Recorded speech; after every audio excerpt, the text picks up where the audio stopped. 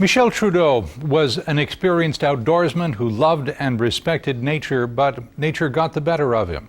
The youngest son of the former Prime Minister was on a skiing trip in Kokanee Glacier Park near Nelson, British Columbia, when an avalanche swept him off the mountain and into Kokanee Lake.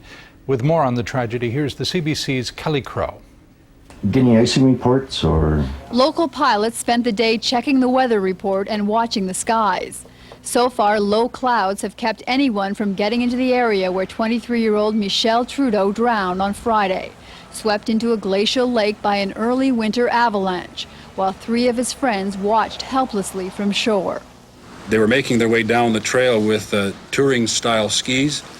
So it was, if you can imagine, they were in the water with backpacks, winter gear, and skis. And from this, we learned that he was unable to get himself to the shore, struggling with his gear.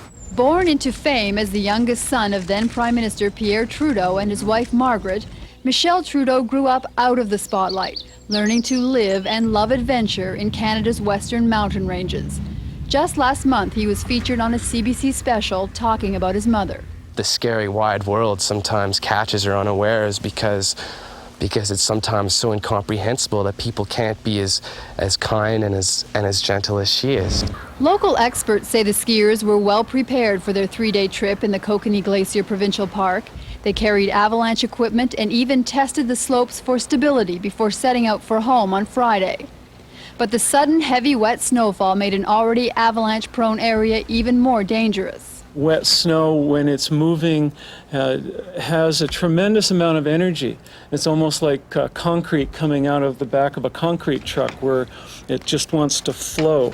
Nelson RCMP Constable Randy Cook says he talked briefly to Michel's father. He's deeply shaken by this. He was very quiet, and but asked us to go on and to do what we had to do to recover the body and to keep him informed. A spokesman for the Trudeau family released this statement saying, Michel's parents are deeply saddened by the report of his death. They appreciate the many expressions of sympathy they have received and ask that the family be given privacy.